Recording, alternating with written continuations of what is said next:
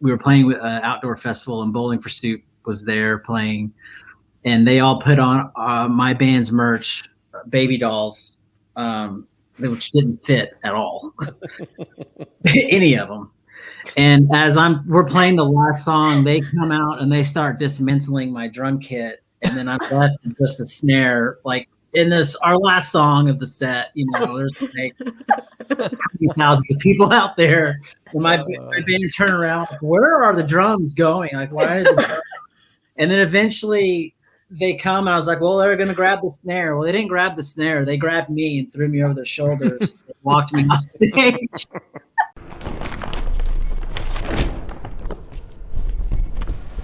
Danica, we have the creators of our intro. Ladies and gentlemen, we welcome at this time Icarus Bell, Matt Noveskey, and Alski. Allison Chains is here. Yeah.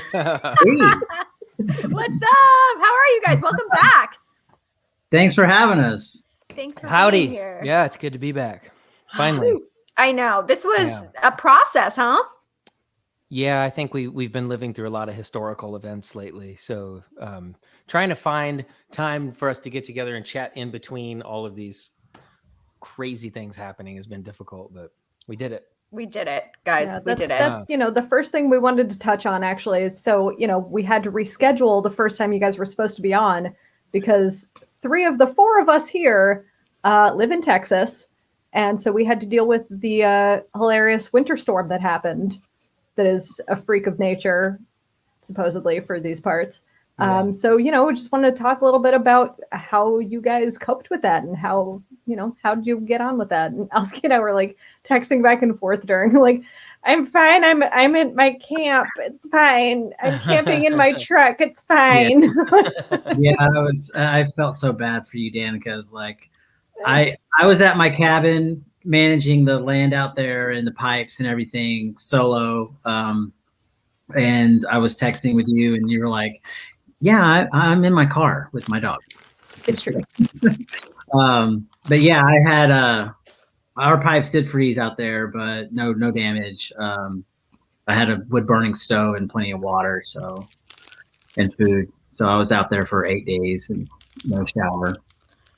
But I know people had it a lot worse, and so I was very blessed to have the warmth and the food and water. So, and I was going to say, I enjoyed your Instagram stories. You're like such a Mr. like DIY guy. You were like, this is how you heat your pipes this way with like, I have like a rubber band and a racer. And like, I mean, it was very impressive. You're MacGyver. Yeah. Yeah. Alski's been preparing for the apocalypse since I've known him. It's, it's true. So are you one of those guys? I'm not one of those guys. Okay. But I just kind of call it the insurance policy. Yeah, my place is fully off grid. It's fully solar powered. The water comes from the well. I'm not dependent on the city or the county for anything at all. I'm completely independently sustained. So I could live out there forever. Without help from the government. So yeah, I just call it my insurance policy. Like the cat is paid for. Should things go south, I have a place that I always will have. And anyway, so now I don't have to worry. So when the zombies eventually do start, making their way this way, we're going to come to you in Texas and all hang out on your ranch. Yes, and that is why you are always all invited to a camping trip out of the land, which is really just like a and I get it. Should things go south. Fantabulous. Well, thank you guys. I mean, I'm glad all of you guys are okay, and we're making this happen. And Jude, we'll get there. Yeah, we'll get there. Listen, Alski, this is forever attached to you now. But kind of to start, one of the things I wanted to ask on your Facebook page, you guys state, Icarus Bell comes from a place of complete creativity. There are no rules, no boundaries, no lines that we have to color within, just us. And I think that is such a cool and beautiful statement. And I kind of just want to know, where did that come from? Who came up with that? And I mean, yeah, where did that come from? I think we both did, honestly. I don't know. Matt worded it that way. I'll let you tell the story real quick, Matt. But Matt, both believe that. Yeah. But Matt is the one that worded it that way, which is completely accurate, I believe.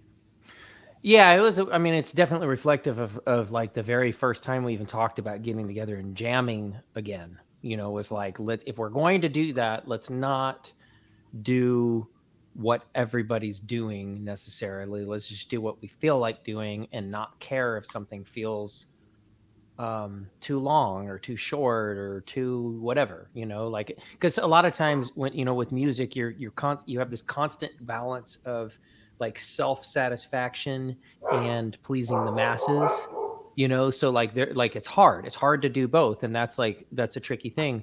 But when you do certain projects and you do certain things that are like people call passion projects, that means you don't have to, that one side of the equation goes completely out the window. It is totally self-serving, and then you're like, hey, and if people dig it, cool. If they don't, that's cool too, so it's been awesome to not have to really like worry about anybody but us. Yeah, it really takes all the pressure off. Yeah. It's for the creativity part, not for deadlines for albums or anything, but for sure, a whole different idea. Yeah. I love that. Yeah, it sounds lovely and freeing and very helpful in terms of creativity. Instead of being marred by that. There's like, we had this an artist up here recently that does a lot of TikTok stuff, which is totally weird. Like TikTok is a whole new. You don't want to do the dances? Like I'm a savage. No, I'm still figuring it out. But okay. But he's really good, and his songs are really good. But it was really interesting to me, and it was super telling of like the world that we live in right now, because the song was only 2 minutes long, and I had made a suggestion about like, oh, what about extending the part? And he was like, no, it can't be longer than 2 minutes. And he was a young kid; he's like 19 or something. And he was like, none of my songs are longer than 2 minutes. And I was like, whoa, that is so crazy to me and so foreign to me. I get it. I totally do. But like, how do you tell a story in 2 minutes? It's weird. Yeah. Double time it. I don't know. But it kind of goes back to something else that I read on your website is you're like, so we have a 7 minute long song. That's, whatever. And I love Deal that. Because, with it. and make up a TikTok dance to all 7 minutes of it. But I love that you guys like just are authentically being yourselves, and it shows, and the music is so kick ass. So thank you. It's amazing. Yeah. Oh, good. Well, musically. Oh, sorry. Go ahead. Sorry. Oh, I was just saying thank you. You're welcome. Oh, okay. Feel free to elaborate, though. This is great. I mean, well, I was going to ask. We were supposed to have Lukas Rossi on with us tonight. So unfortunately, he was not able to make it. But I did want to ask, what did you work with him on for the upcoming album? We some of the earlier songs for sure. He was integral in Bones. He came down and we worked all day on that. We, and a lot of the ideas and suggestions that he had, we worked with, and we also worked on him with Vultures. And then those are the 2 songs that are out that we worked with him on. And then there were a couple other songs that are not out. Hell and Back we worked on with him, and maybe another one, but the 2 that stand out would be Bones and Vultures. Yeah. Very cool. Awesome songwriter. Yeah, he's great. He's got some pipes for sure. Yeah. Absolutely. And hopefully we'll have the 3 of you guys on, once we can coordinate things. I mean, the world is slowly getting back to normal. Things are slowly getting back into our normal routine. So eventually, we will make it happen. We'll make it happen. And another question. So statistically or stylistically, you guys said that you tend to identify with hard rock acts from the 90s. And I love everything from the 90s. So who are some of your favorite groups from the 90s? And maybe which groups would you say you guys pulled inspiration from for the album?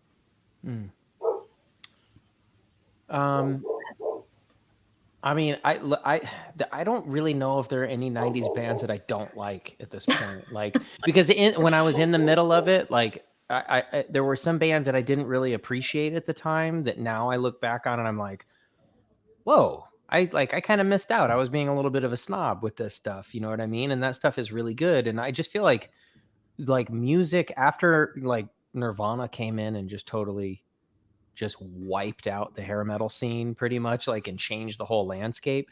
And don't get me wrong, there's some really cool hair metal stuff for sure, you know, and that's like a big part of my childhood actually.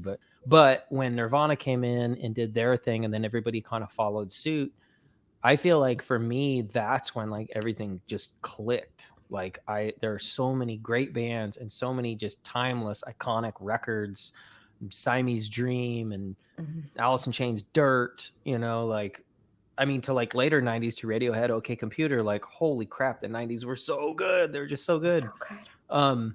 But we do kind of go back and reference the same bands quite a bit because we grew up on them, not just because they're like hot right now or anything, but like bands that we've always loved. And I feel like the band that I probably reference the most, maybe to an unhealthy degree, is probably Queens of the Stone Age, even though that's a little bit later. Just because I love the way that they incorporate some croony vocals with like really gnarly, nasty, grimy music, you know? So, and I feel like we do something similar in a way.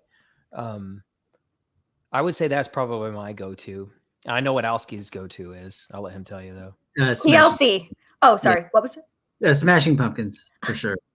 I mean, I was a big fan when I think it was Janie Wayne from Warrant that told the story of like when he walked into the whatever, it was a Capitol or whatever record label he was on, and he used to have his poster was up on the wall when he walked in the lobby, and he walked in for a meeting and he saw Alice in Chains poster up there, and that's when he knew that it was over, you know. It's like crap, you know. That whole, I know those were some mainstream albums, but and I've said this before, but I think like Nirvana's, you know, first album and Pearl Jam 10 and Pumpkin's Siamese Dream, I think some of the best albums made, period. Like top 10.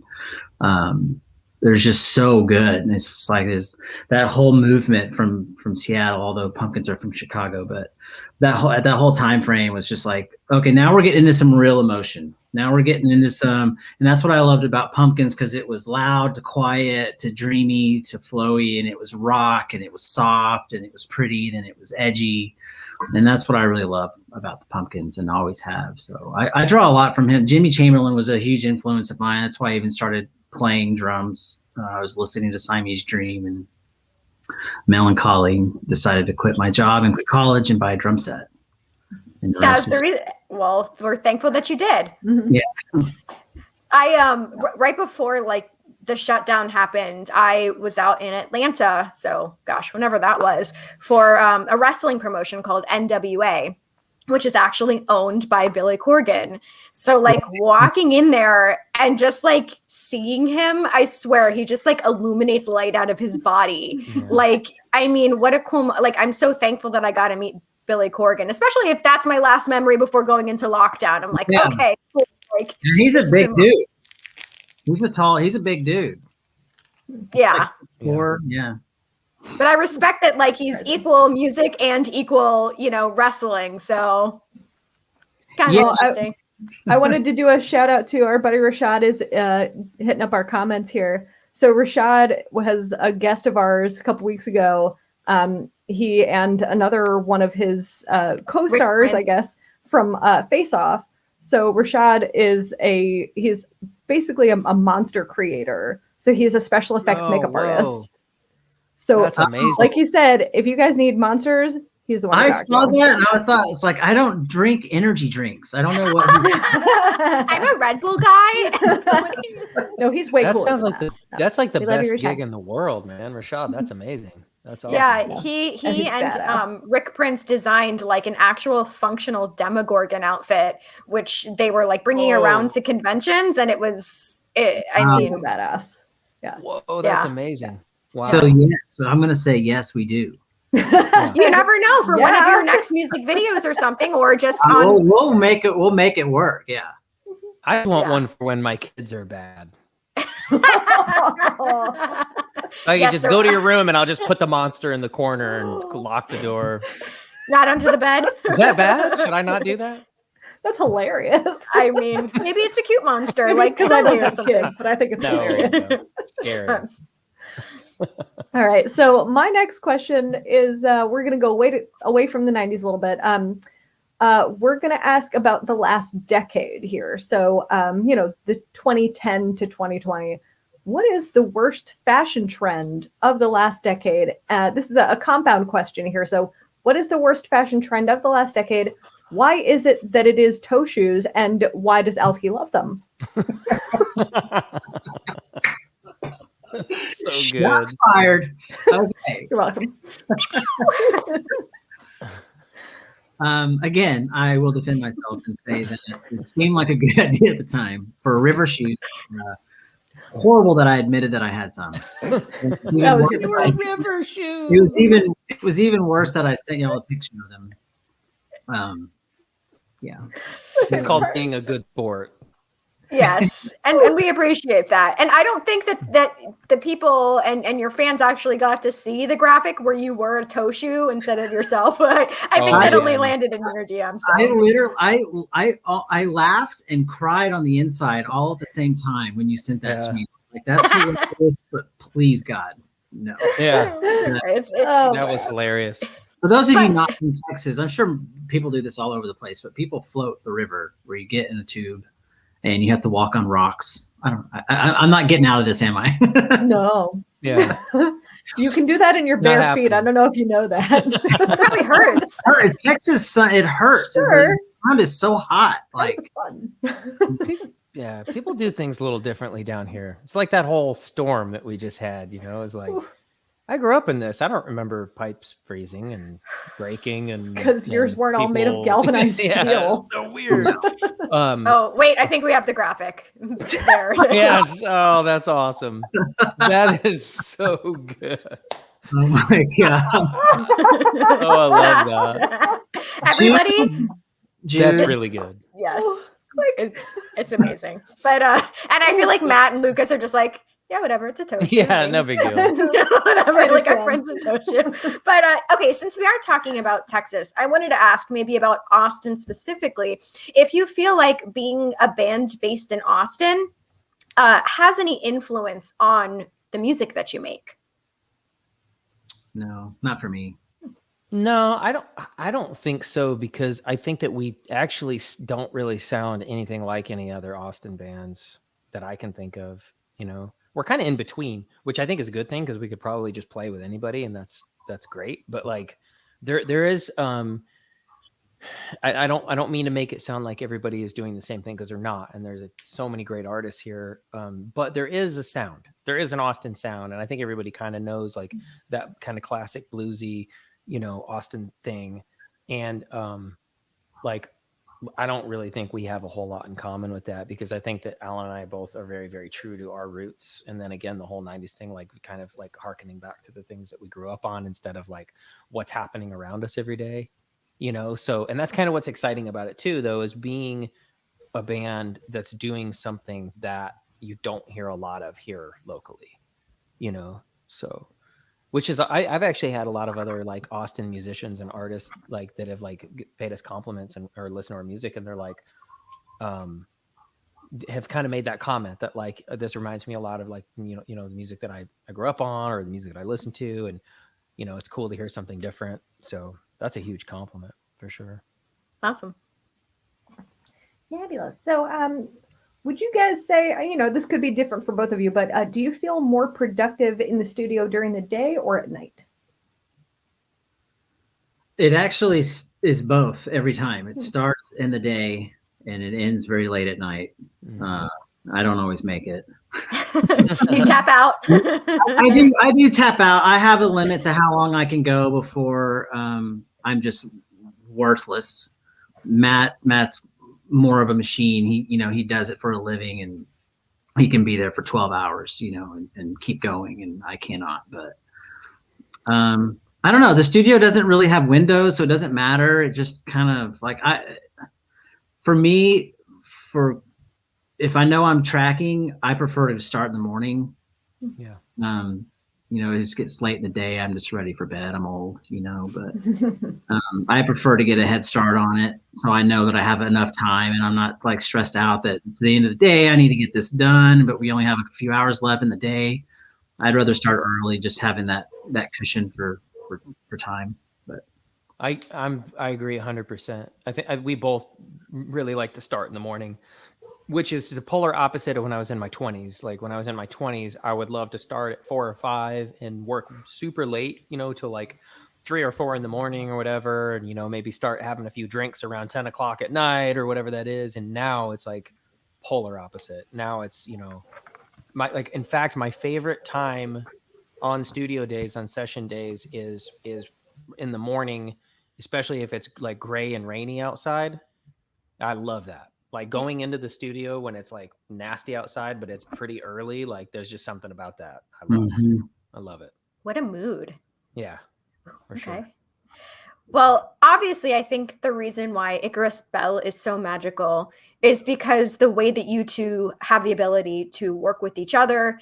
And so I wanted to know, Matt, what is your favorite thing about working with Alski? And then Alski, your favorite thing about working with Matt? No, here we go. I would say,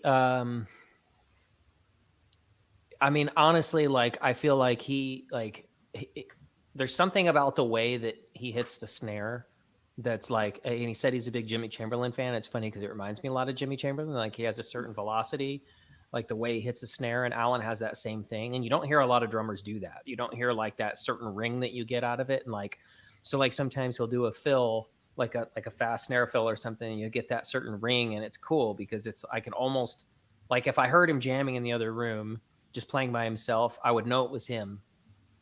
If you hadn't told me he was in there playing, I would know that it was Alan playing just by the way he hits, and I've always been a big fan of it going way back. But on a personal level, I would say like attention to detail for sure. Like nothing really slips through the cracks, and I think that's really good. It's good to have that balance because I can get super, like spread out. I can get like ADD and just, and then like forget about something because I'm moving on to something else. And he's good about like kind of focus, you know what I mean? And bringing it back, attention to detail, and making sure that stones aren't left half turned. If that's even a saying. It is now. New idiom. Yeah.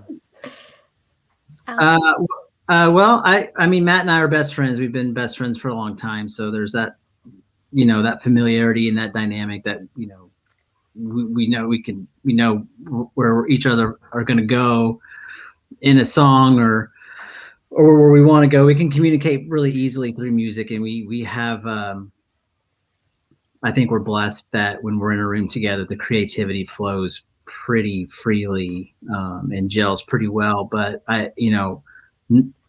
Matt, in my opinion, is one of the best bass players ever, like in the country, in the world right now. Like, he's amazing. And I'm so fortunate to get to play with him. Like that's dude. Thank you, man. Yeah, of course, man. That's awesome. You know how I feel about you. But but aside from that, like I feel very blessed for many reasons to be working with Matt. Again, my best friend. He's the best bass player I've ever met. But he's so creative, and there's so much comes out of him at such a rapid pace. That's kind of a blessing and a curse because there is some ADD going on, but there's so much material that comes out, and thank God for that because we're never starving for new ideas and material because Matt's always it's always churning, it's always coming out, and then it's all kind of different kinds of stuff. So I get to create all this different stuff and put my my signature on it and whatever, my stamp on it. But yeah, I guess long story short, or long story still long, but the creativity that comes out of him is nonstop, and it's all stuff that I love, and that's why we get along so well, because we just love to create and bounce ideas off of each other. And I love that he's a machine in that regard. And I love you, buddy. I love you too, man. I think we both just made a saying too, because you just made a saying your own version of something a second ago. So you can't forget it. I already forgot what it was. I don't. Roll back the tape. It must have been really eloquent. Is this recording? How does this work? What's the internet? We're on the TikTok. Yeah. Dab, dab, dab. Is it just dance? I mean, it's just dancing, right? TikToks? Oh, there's sea shanties too. Oh yeah. Oh, we love the sea shanties so much. Oh, I got am them sea so shanties. not hip to any of this. I'm That's the sorry. only thing I wanted TikTok for, is because I found out that somebody recorded basically the melody to a sea shanty, and then multiple people layered the harmonies onto it, and like different rhythms. Cool. Oh, it's incredible. That's that's so see? Okay. yeah. So, Okay. but beyond that, I don't care. Yeah. Making sense. Sea shanties. Ugh. Love it. 2021. Great. Oh yes, we're gonna take a hard left here. Have you ever had an embarrassing moment on stage? I mean, I think every performer has a few of them. So, what are some of your favorites? Yeah, I can think of it right away. Go ahead. Actually, I have one actually, and it was actually on stage with Alan. Lovely. We were recording our back in the A+ days. We used to drink a lot on stage. Like, it wasn't like, hey, let's have a couple drinks. No, it was like we're going all in, starting right away. Like, as soon as we hit the stage, shots. Like, people would just walk up with trays of shots, and by the end of the show, I didn't even know what my name was, but Alice in Chains. Alice in Chains. But I mean, that was a long time ago. It was back in the day, and look, we had fun. We had a good time. But there was one, we actually were like, we were recording the show, and it was at Momo's in Austin, and I remember beforehand, I was like, now don't drink too much. And we talked about it, and we talked to Ryan about it, and it was like, well, let's all try not to drink too much for the show because we're recording it. Didn't happen, and I completely forgot a whole like verse basically of one of the songs, and it's recorded. So I actually listened to it not too long ago, and I'm like, I just totally just like blew it. Like, I just forgot every single word. And then like, I think I even started like kind of laughing at the end of the line. So like, it was terrible. It was super embarrassing. To be fair, it doesn't take drinking to have that happen. Mm-hmm. Like, yeah, it that didn't does help just though. kind of happen. It was rough. I don't have any. I have wonderful moments on stage. Really, I've never had. Nice. I mean, I'm sure there were some that I don't remember because I was back in the day. Yeah. There's some perhaps I don't remember. I do remember one time that I was playing my last show with my band that I was in Lubbock, and we were playing with an outdoor festival, and Bowling for Soup was there playing, and they all put on my band's merch, baby dolls, which didn't fit at all, any of them. And as we're playing the last song, they come out and they start dismantling my drum kit, and then I'm left with just a snare. Like, in our last song of the set, there's like thousands of people out there, and my band turn around, like, where are the drums going? Like, why is it? And then eventually they come, and I was like, well, they're going to grab the snare. Well, they didn't grab the snare. They grabbed me and threw me over their shoulders and walked me off stage. And the guys had to finish the song without any drums. Wow. But I wouldn't say I wasn't embarrassed. My bandmates were probably pretty embarrassed, but I thought it was hilarious. That sounds fun. It's fun. What a way to go, right? Like, That's awesome. It's a fun challenge. See you later, Lubbock. And I left Lubbock and moved down to San Marcos, Texas, and started A+ Machines with Matt. And yeah. Wow. Fun. All right. Fun challenge. Play the drums without a kit. Air drums. It was after the first two items were being removed. I was like, I see where this is going. Playing along, but yeah. Wow. I love that. Okay, so what do you think your next music video is going to be? Do you have a song that you're Well, we considering? don't know the answer. We've got two things on deck, actually. We can talk about that, right? Yeah, I'll talk about Bones if you want to talk about the other one. Yeah, you go for it. Okay, so we have two coming out. Bones it's been a work in progress since we released the song, even before we released the song. Actually, one of my friends in the band that I was just talking about from Lubbock, he is in graphic design and animation, and so it's a fully animated 6-minute long video about the song Bones, and there's going to be characters in it, and I don't want to say too much because I want y'all to be surprised and happy when you see it, but they did send us a little snippet of it, and it looks amazing. It's kind of like it's intentionally like 2D kind of like and side scroller, and it's going to be set like in a graveyard, and and it looks really good, and it's going to be 6.5 minutes of wonderful content. And fabulous. He's doing it in his spare time. He does work for a graphics design company, and so it's taking longer than it probably normally would, but so we're being very patient, and whenever he gets it to us, we'll say thank you. So, because it's a lot of work and it's a lot of expensive work that would normally be super, super expensive, and we're just paying him kind of on the side for his time. So we got a great deal, and it's gonna look amazing. Yay! I don't know where it's going to be. We thought it was good. We thought it was going to be 1st of March, but we still haven't heard, so we don't want to keep bugging him. So we'll just wait. Soon. We did get a little like preview of it though, and I was floored. Like it's gonna be so badass. Yeah, it looks awesome. It really That's does. exciting. Yeah. And then so we have another song that is done. It's called Bottle Rocket, and it's not mixed yet. It's it's in the mixing process now, but so that I think we'll most likely release that next. And then we're planning a video for it that we're actually going to shoot in my neighborhood.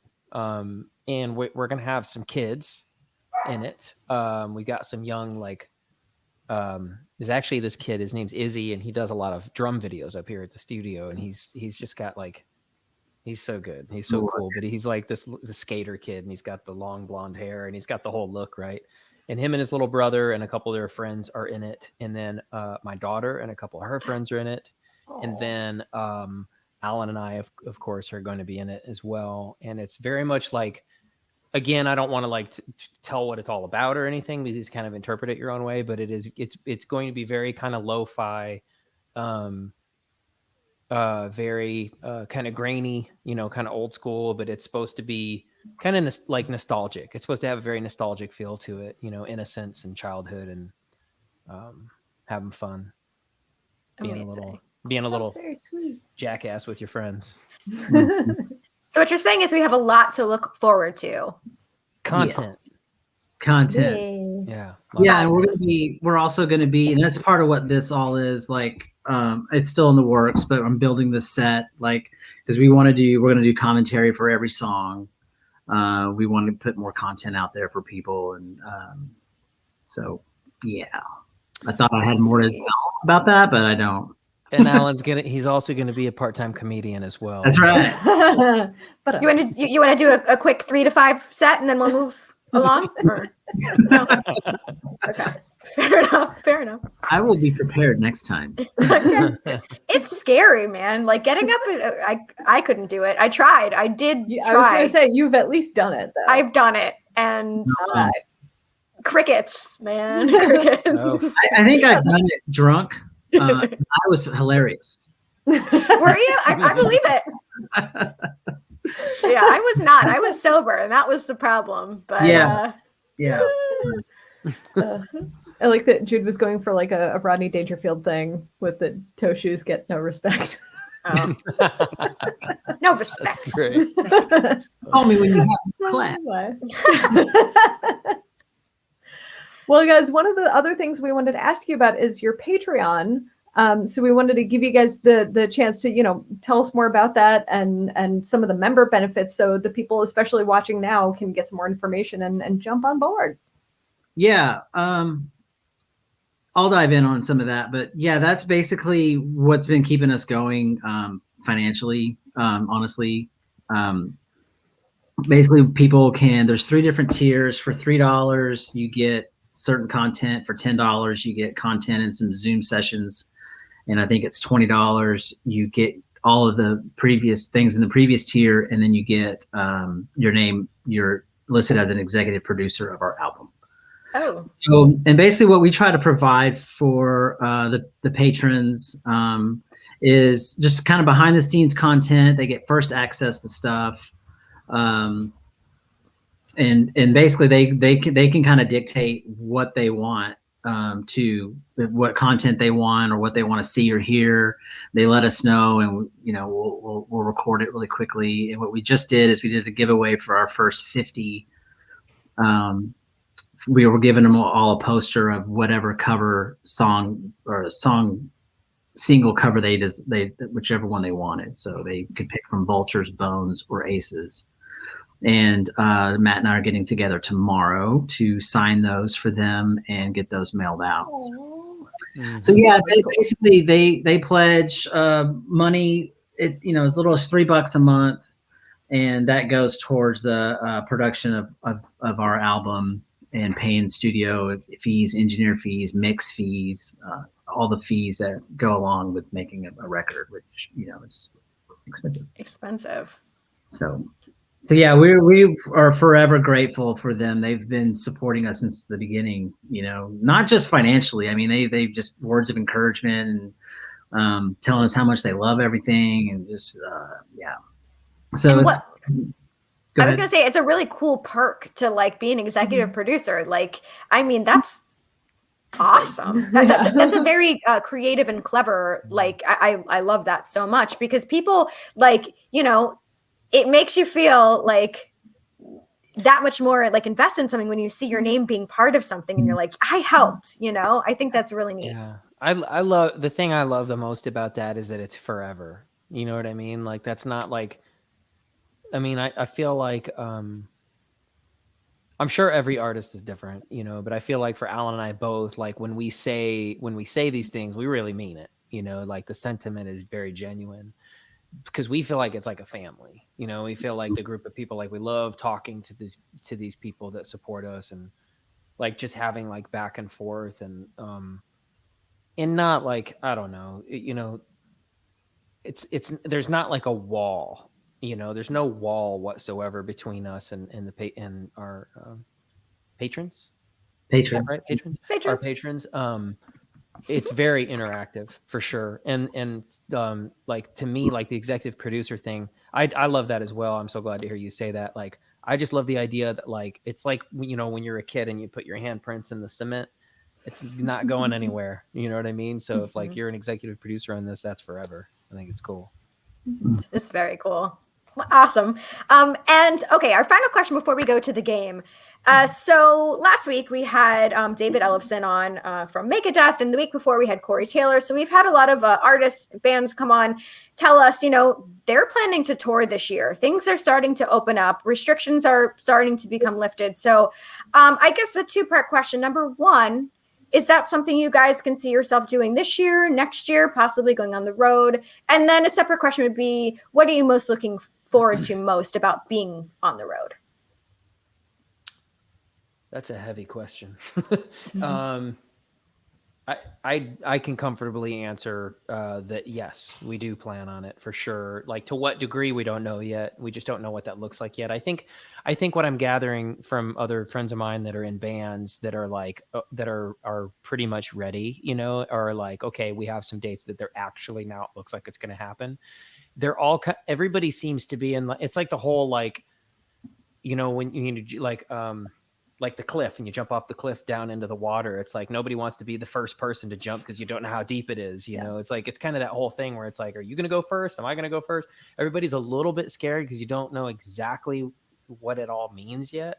But I feel like everybody now seeing the results of the last couple of months and what's happening, there definitely seems to be a comfortability factor that's settling in. So people definitely seem to be enthusiastic about it. It seems like it is going to happen. What I'm getting back from friends of mine in bands is that yeah, we're going back out this year. It's happening. So, and Alan and I are like super duper excited about playing live, about putting on a show, even if it's a weekend or whatever that is, or if we get to go out and, and tour, whatever that winds up being. We'll just patiently wait and see how it all unfolds. But he's actually really taken the reins and has been getting our rig ready for us to actually rehearse and start rehearsing and getting ready to play live. So that's a huge part of it for us, for sure. Pumped about We'll it. be ready. Yeah.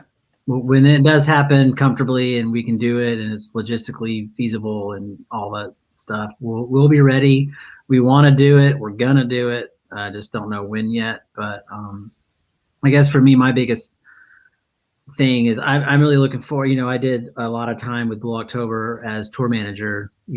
And which I would never want to take back. And I loved all my years there and what I did for them. And but this will be great for me to be out as an artist and playing and getting back to my roots of what I love. So that's what I'm most looking forward to. And of course, seeing the people, man, just, and getting to see people. I mentioned on Heather on your birthday tribute that what am I going to do first thing? And it's like, I'm going to go to a concert and hug a bunch of people like I'm super drunk, but I'm not.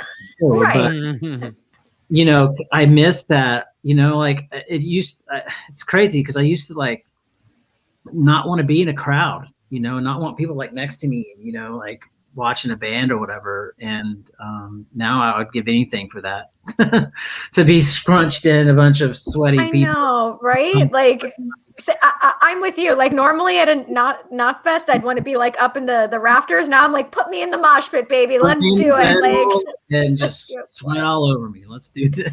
Oh yeah. Well, that's really exciting. And Danica and I will be there for whatever show we can attend. And everyone commenting is just as excited. So lots to look forward to. But are we ready for our game of Would You Rather? All right. So it's okay, Alski. It's fine. You're going to make it through again. We'll be fine. There's no toe, shoes, socks in this. All right. Okay. So let's bring it up. Once again, there's no wrong answers. If you guys want to elaborate, that's great. If not, that's fine too. Okay. Would you rather wear jorts every time you perform on stage or wear spandex every time you perform? Oh man. And the jorts, yes, they have to be that short. Those aren't really jorts. Those are shorts. Those are short shorts. Yeah. As a drum, I'm just thinking of if you're thinking about trying to get in and out of something after you've been sweating, I'm going to go with the jorts. Okay. For ease of and I'm behind the kit. No one can see what I'm wearing anyway. So okay, fair. I would rock those. So I would rock them. I would wear them out front and check the mic if I had to. I believe it. I believe that. Matt? I'm gonna go with jorts as well. I actually went to a restaurant once with a friend of mine, and he was wearing jorts, and the waitress walked up, and before she even took her order, she just goes, "Jorts are never a good idea." And she wasn't wrong. It was so funny. Oh, I loved it. Roasted. I thought it was hilarious. And I agree. But I'm gonna go with jorts over spandex. I cannot pull off. Okay. Yeah, a more breathable fabric. I appreciate that. I get it. I see it. All right. Still mostly cotton if you do jorts, so that's fair. All right. Next one. All right, next, would you rather? If you had to switch careers tomorrow, would you rather be a sports commentator or a barber? I've actually cut Alan's hair back in the day. Yeah, styled it too. Remember? Yeah. And that's not what I would pick. I remember going to a show and I walked in the door and the first person that saw me, literally, it wasn't even I had to go through like 10 people. The first person that saw me walked up and said, "Matt did your hair, didn't he?" And I was like, "Yes, he did." I forgot about that. That's totally true. Lincoln, I think it was in Lincoln, Nebraska. But anyway, yeah, I would rather be I think the sports commentator for sure. I would butcher anyone's hair. I'm not. Yeah. They both seem like fun careers, but honestly, like sports commentator would be. I would love to do that. I actually think that would be like Bob Minnery. Yeah. Yeah. I'm into it. Yeah. Awesome. Works. All right. Here's the next one. Would you rather Cover a Tenacious D song or cover a Whitney Houston song? Tenacious D. I'm gonna go with Whitney. I'm gonna go with Whitney because I don't think I could get through a Tenacious D song. No? I don't think I could do it. I don't think I would ever make it through the song. Okay. Is there a Whitney song that stands out to you?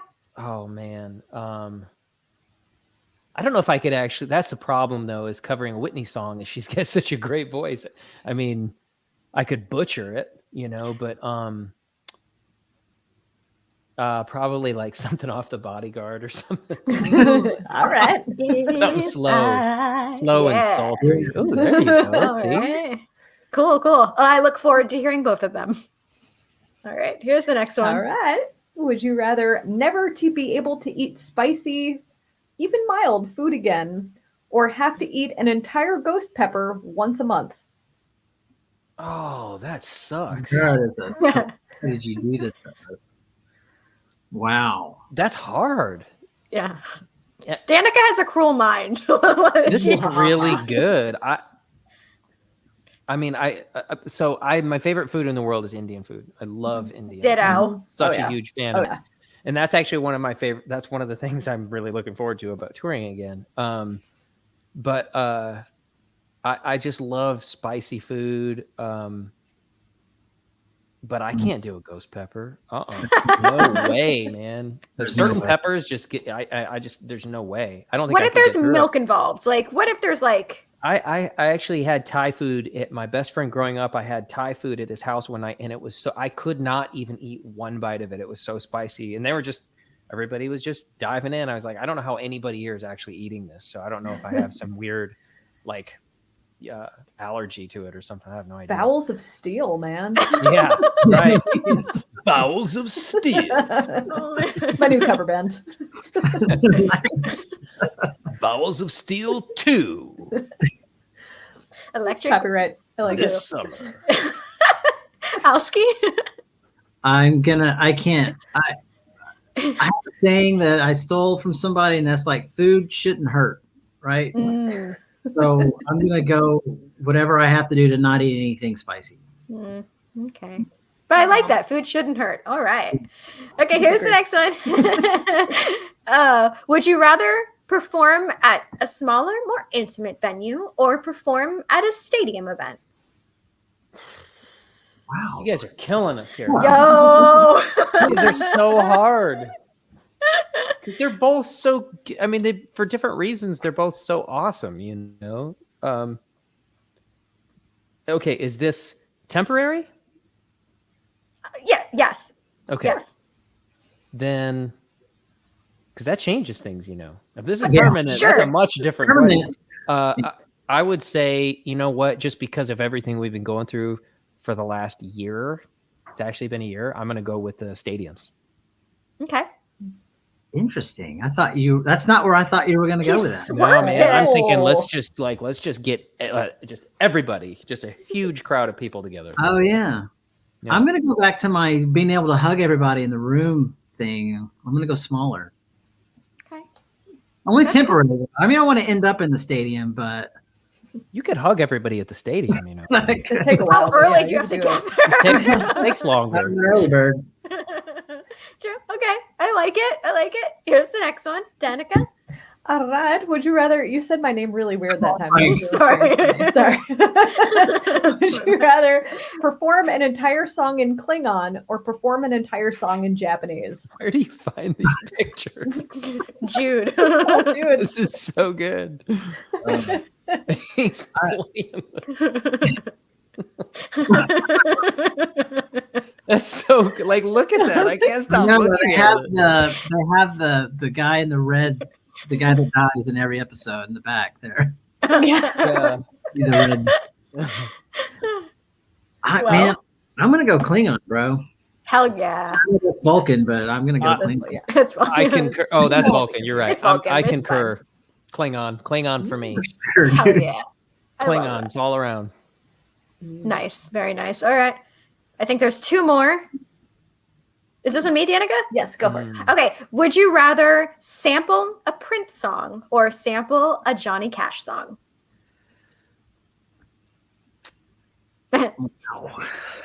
In Klingon. I have an answer. I'm gonna I feel like the cooler answer, I guess, would be Johnny Cash, but I would rather sample a Prince song, honestly. Like, is that the cooler answer? I don't know. I don't think there's. I don't know. Maybe not. But I mean, I really did. I love Johnny Cash, and I've always really respected Johnny Cash. But I grew up on Prince. Like, I have older sisters, and like I heard Prince every single day of my life when I was a kid. So, yeah, Prince. Yeah, it's Prince. If it's a sample, yeah, I'm gonna go Prince. Love that. Can't go wrong. No. All right. Last one, Danica. All right. Would you rather perform at Food and Wine Fest after eating in each country, or film a music video on the Tower of Terror? Oh, I know mine. Oh, I know mine. Dude, Alan, you go first. B, Tower of Terror. I love it. Oh, I love it. I love it. The Tower of Terror is so frightening to me. I am deathly afraid of heights. And I don't think you would want to see my expression. There's no way. I would never want to capture that. Like, we gotta try. Look, that's a great idea. Whoever thought, we gotta do it. No, that is a terrible idea. I'm deathly afraid of heights. There's no way. What about a roller coaster? Ooh. What if we put a GoPro roller coaster and we shot a video like that? Yeah, that's been done though, hasn't it? I mean, you know how they take your picture on roller coasters and you can get your picture at the end of it if that's still a thing. My brother convinced me to go down to Cedar Point with him and ride it was called the Mean Streak, and at the time it was the fastest and tallest wooden roller coaster in the world. And I am deathly afraid of heights. No. I've never ridden a roller coaster in my life, and I am sweating, I'm just sick to my stomach. And we finally get on, and we're going up the hill. And with a wooden coaster, it's the chain, and then it clicks and it stops, and then it goes back up. But I didn't know that. And so it clicks and it stopped. And my brother grabs my hand. He goes, "Oh my God, it's not supposed to do that." Oh, that's and I literally just started throwing up. I was like, like in my mouth. And so anyway, we go on and at the end you can get your picture, and my picture was hilarious because I looked like I was dying. Like I was just had the worst expression on my face. My eyes are closed. I'm like, it was so terrible. And the whole video would look like that if we did a video like that. I'd never want to watch it. I mean, we might watch just for that, to be like, did you see that guy, Matt Noveskey? Yeah, it was pretty funny. Like, we were laughing about it when it was all said and done, but I was scared. Wow. So you're going to go with perform after eating in each country. It's a lot of countries, Matt. It's a lot of countries. Anywhere. Yeah, but man, I kind of like that idea, actually. Word. I'm into it. Okay. And Fine. I'm hungry. Oh, me too. Yum. Well, this, as always, flew by. Why does it always fly by? Because we're having so much fun. But before we do wrap this up, is there any final thoughts you want to leave us with? Anything you want to plug? Anything else you're allowed to tell us? We want to know it all. Tell us everything. I'm looking back through the questions here real quick just to see if there are a couple. Oh, yeah. Go for it. Do your thing. Because I feel like I'd always forget about that. But I didn't know you could do that. Longwave has a roller coaster video. That's right. I forgot about that. Who does? Longwave. Oh. Mr. Steve Schiltz. I'm looking for a question. Sorry. Alski, did you want to plug something? Well, I was going to say, while you're looking for the question, and since we were talking about Smashing Pumpkins earlier, one of my favorite videos ever is called Billy Corgan on a Roller Coaster. And it's like you just see the roller coaster going up and coming down, and it's just Billy going, wee. Oh my God, I love that. That's great. Jude, if you can hear me, can you pull up that video? I don't know why I'm talking into the microphone. He can see me. Jude, if you could pull up that video, the video's only like 10 seconds long, or I can send it to you. But I have to see it. Jude, mission. But anyway, Alski, sorry, I didn't mean to interrupt you. I don't even know where I was at because that's hilarious. Okay, let me see. Smashing Pumpkins on a roller coaster. Roller Did you find it, Jude? I promise this is worth it. I'm excited. He's so like me. It's worth it, I swear. Billy Corgan rides a roller coaster. Okay, I found it. Jude, I'm sending it to you. Oh, do we get to share it and watch it together? Oh yeah. Unless he found it first. Let's see. Share, email. Oh, I think he found it. Okay. Yep. Here we go. It's technology, guys. Okay.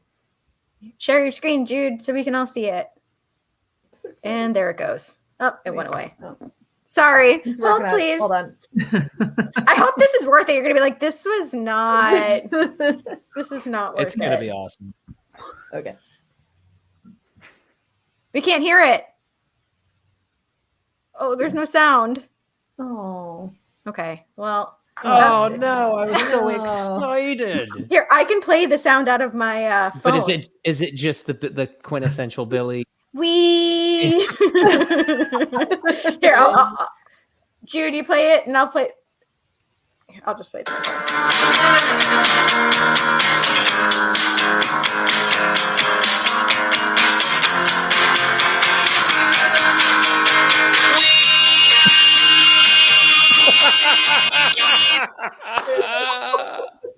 That is one of the greatest things I've ever seen in my life. That is so awesome. Oh my god, I love it. I hope that was worth it. So good. Have you guys ever seen the video? It's Smash Mouth, but it's and he's like, and they don't stop coming, and they don't stop coming, and it's 8 hours long. Not the whole 8 hours. No, there's an 8-hour version of it, and it is, if you wanted to torture somebody, it would be the perfect way to do it. Same thing with Foo Fighters' "Best of You." Somebody I don't know that one. It's just is someone getting the best, the best, the best, the best, the best. But people have so much time on their hands. 6 hours. Like, that's awesome. Oh man. Well, on that note, yes. Anything that you can. Oh, no, I was just gonna say thank you guys so much. I appreciate everybody. That's like a lot of familiar names on here. So thank you guys so much for everything. Really appreciate it. Well, thank you. And we do want to plug our upcoming stuff if we have that graphic. Sorry, Jude, for making you transition from one thing to the next.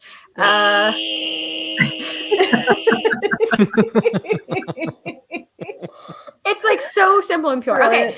So Thursday we have David Howard Thornton and Damien Leone from Terrifier and the upcoming Terrifier 2. We have a couple weeks off, some stuff going on. So at the end of the month, we have Mark Farner, who is an original member of Grand Funk Railroad. Very excited about that. And then April 1st, we actually have original members from Blue Oyster Cult, which will be amazing. Wow. And then on April 6th, we have Robert Duncan from Cream Magazine. And then, okay, I think, Matt, you said we're allowed to add you to this one on Thursday, April 8th. Harvard of the South. Looks like it's happening. I know those guys. Yeah, very exciting. I've heard of them. I don't know. Have you guys done a stream yet? I haven't been a part of one. No. It's possible that Steve and Jeremy have, but I have not. Fabulous. And then Thursday, April 15th, we have Ace Von Johnson from Faster Pussycat and the LA Gun. So we got a lot of exciting stuff coming up. I know we're really looking forward to it. So as always, you guys are amazing. Thank you. Mark Farner actually lived for a while. He lived in my hometown in Traverse City, Michigan. Really? Yeah, that's really cool. Did you ever get to meet him? No, but I did meet Mel Shocker, the bass player. Oh. I knew his son, actually. So. Whoa. Small world. Yeah. Cool. I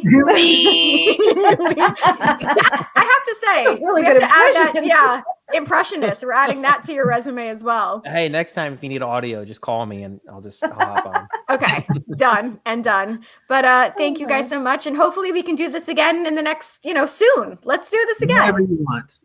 No tornadoes or earthquakes or anything though. We just need to. Yeah. I know. Let's just chill. You hear that? All right. We'll make it happen. Anyway, guys, we will see you all on Thursday. And everybody, please be safe. Au revoir. Goodbye.